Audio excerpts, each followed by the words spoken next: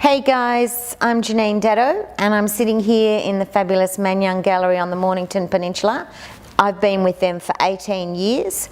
We've done shows internationally in Singapore, Hong Kong, and also interstate in Sydney, Queensland and Perth. When I first started painting, I always remember there was a gentleman that I'd worked with who was quite more senior than me. And he asked me, so you're going to be an artist? And I said, yeah. And he goes, oh, so what are you going to talk about? And I said, well, I'm going to talk about love and life. And he said that, do you know, being an artist is a journey that you have to be prepared to be bruised. So it is an industry where you have to be prepared that people are going to be critical.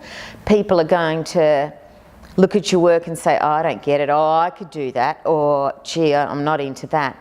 But what you have to do is stay true to the dream, because what you're painting is you.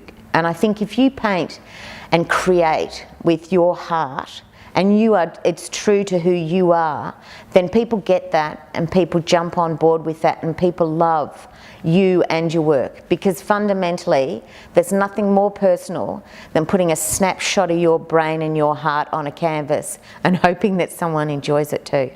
I've always painted and drawn people because I believe that it's relationships with people that are what intrinsically is what the world's about. I guess to understand why I paint people and what I do is I believe that love is the one emotion that ties us all together and is the one message that will help this world work. The work that I do is inspired very much just by living. When I was young, I was fascinated by a lot of, which I didn't realise at the time, famous artists like Mirka Mora and Charles Blackman. I guess the naivety and the simplicity of their work and the honesty was what inspired me to find my own voice. But I think that what inspires me the most about being an artist is the fact that I can actually have a voice out there in the world that makes people happy. Starting the journey to be an artist, I guess sort of for me started when I was really young, because I spent my whole life drawing and driving everyone insane. But actually breaking out into the industry is the same as getting any job. It takes a lot of time and hours and constantly following the passion that one day I wanted to hang a show. But my career really as an artist didn't start until I was about 40, so that's about 18 years ago, because prior to that I'd been working in advertising. It took, I guess, having a family for me to realise that I had a new career that I'd always wanted to do.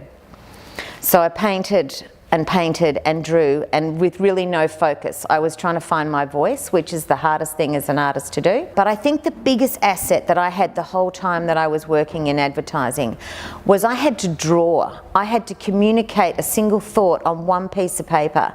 And I think for me, years and nights of life drawing, trying to understand what I could see and what I couldn't see, and learning the rules of how a body is put together or what the reality of what I'm looking at is like, gave me the opportunity now as an artist to break those rules and paint what I want to see, not what is actually there.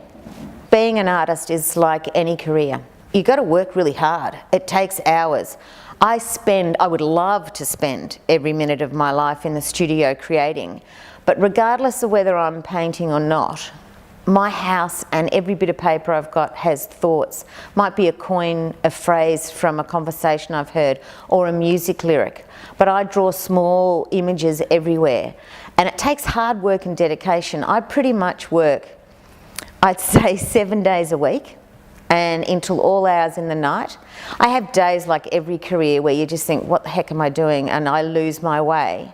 But the reality is, you know, you've got an opportunity to say something, and you've got an exhibition or you've got a commission for someone, and it's there. I sleep and dream about the work I'm doing. Sometimes I wish I could have a Polaroid camera that I could pull the thoughts out of my head so that in the morning I know where I was at.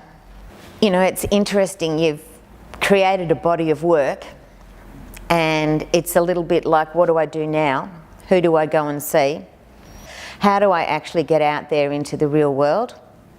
Well, I started initially by putting work in small art shows around my local community, just to gauge a response to see if people actually could get where I was coming from. Having done that, it's then finding a gallery or a group of people who believe in your work as much as you do, so they get you, they get the story you're trying to sell, or should I say the story you're trying to tell, so that they're able to take your story and let it shine in someone else's life. It's just like any job. It's going around and showing people your work, talking to them about what you believe and how you feel.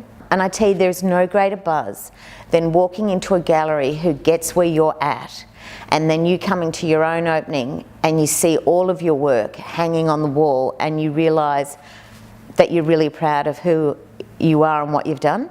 It's about forging a career with a group of galleries and like-minded people that shows that you're consistent. And it's not just consistent in the thought of your work, but it's the quality of your work. When got the opportunity to buy really good canvases, I mean, I use a French linen canvas on a gallery set frame, which is wider than the average artist. I experiment with acrylics. I've tried all sorts of mediums, but for me, acrylics works the best. It's getting the quality product behind you so that when you go to a gallery and show them a body of work, whether it's 6, 20 or 100 pieces or concepts that you've got, you need to be able to talk to them as if you are going for a job, because what you are is creating a relationship that you want to be ongoing. Because popping up in a whole lot of different galleries is a lot of fun, but it's about, with a gallery, creating an audience that is loyal and want to come back, so that every time you have an exhibition at the gallery, people come back to see your next story, the next group of paintings that has been the next year of your life. And people look forward to coming to see the product that you're creating and enjoy it as much as you do.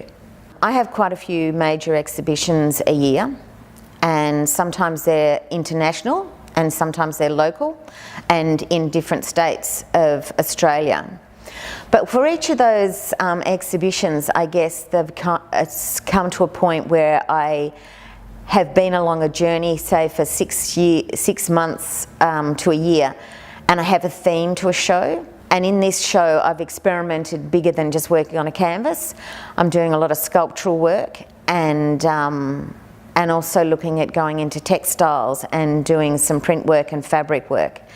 Each exhibition is really like another chapter of a book, and each chapter is just layered through experience of relationships with people and the world around them.